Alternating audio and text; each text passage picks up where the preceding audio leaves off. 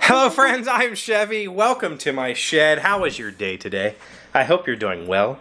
I hope hope you have power where you are. It is very late here, almost 2100.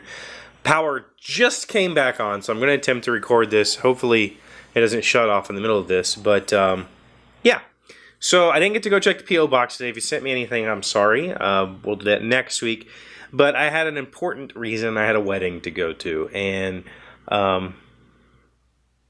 a wedding of somebody who's very, very important to me, and that's my niece. Now, my niece was born when I was 15, and she kind of, oh my, she kind of lived with me and my parents for a while my sister was trying to figure things out, and then, yeah, so she's like my first daughter, right? Like, I held her when she was a baby, and she puked on me, and you know, we did things growing up, and so she's always been very special to me. And today she got married, and that's very special because her partner is or was I think her partner has been known to Alex. I've known as Alex since I met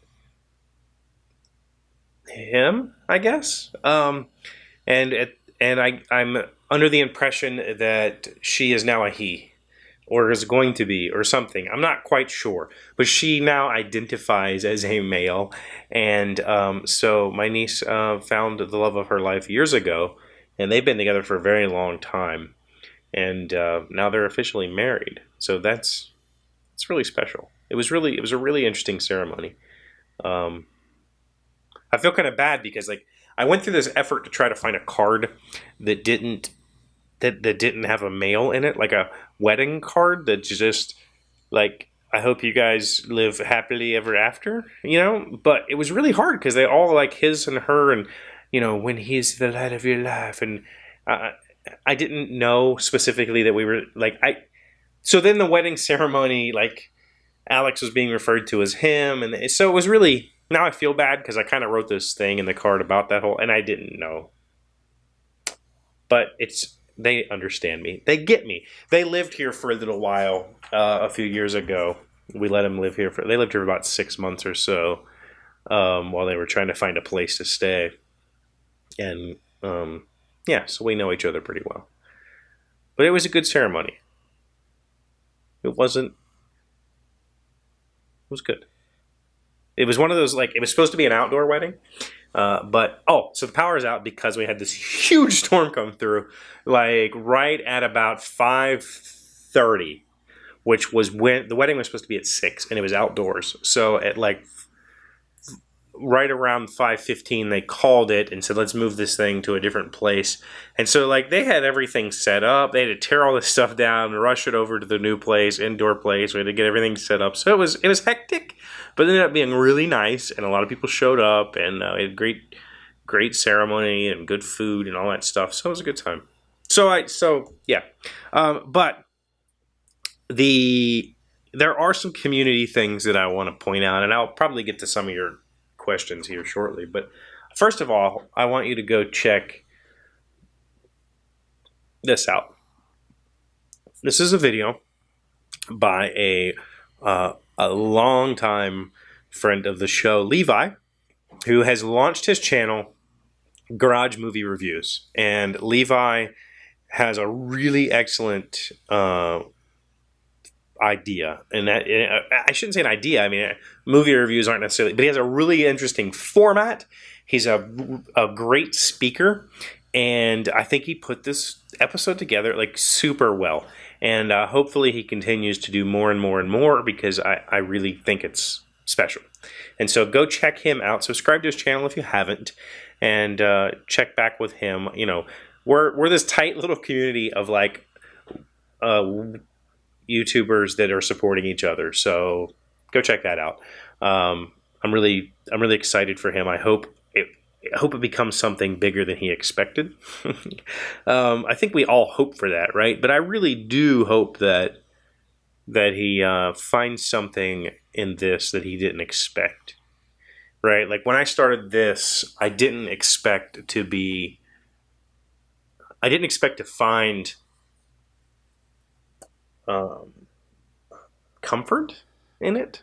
I expected it to be a burden. Like when I came into it, I knew that it was going to take effort, and I expected that to be a burden for me. But instead, it's like I have to do this show every day. It's not I'm going to force myself to do it. I want to do it.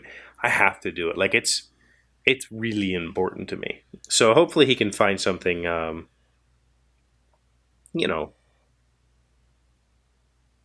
he wasn't expecting in the whole thing. Yeah. So Joel asked, did you burn your arm, or is that some kind of birthmark I never noticed it now? No, Joel, I actually did burn the crap out of my arm the last time my truck broke. I remember like last week I had to go, so I burnt my arm last week. That was not good. Lots of people saying that they love the bench, so thank you so much. I'm pleased with it. I really am. I kind of gave myself a hard time about the stain, but honestly, looking at it, it's still sitting. I haven't moved it. Honestly, it's not noticeable. It's not nearly as noticeable as I feel about it. Right? I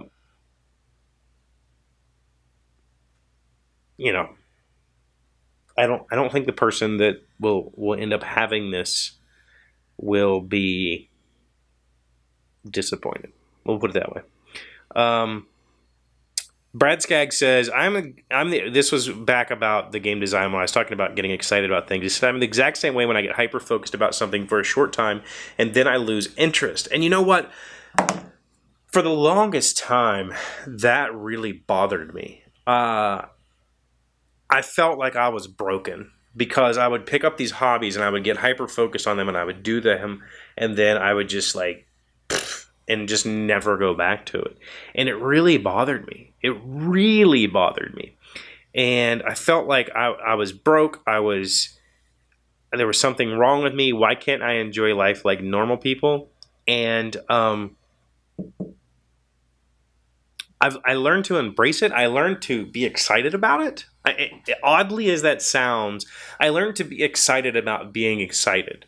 Because for me, the learning is the important part. It's not the actual skill itself. It's the journey that I go through to get to that point.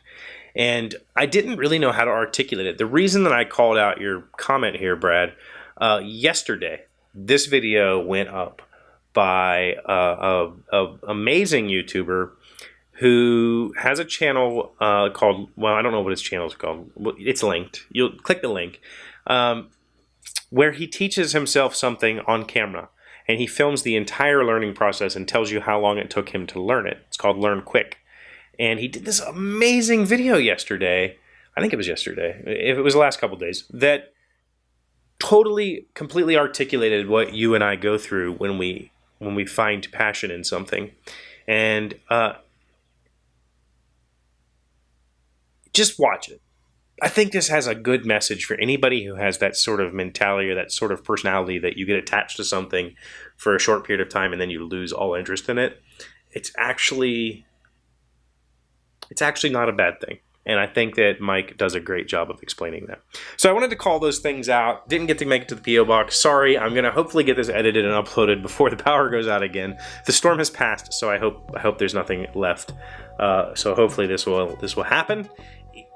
Either way, you're going to see the video. If I have to do it on my laptop and go to Burger King to upload it, I will do that. I have done it before. But regardless of that, hopefully I can get some projects done this weekend. I'm still hopefully seeing my dad in the hospital and that sort of stuff. Might get a video out during the weekend, but if not, I will see you on Monday. Hey, Doc, wait! I want to ask you something. Today's random fact comes from hyperphysics.phy-astr.gsu.edu. Anyway, this is actually very poignant for today. How many amps are in a bolt of lightning? Most measurements have been in the range of 5,000 to 20,000 amps, but a famous strike just before the Apollo 15 launch in 1971 was measured at 100,000 amps, by magnetic links attached to the umbilical tower.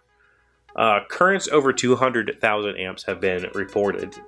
To keep that and put that in perspective, your wall outlet is typically a 15 amp circuit, so the max you can get out of that is 15 amps, and that is death.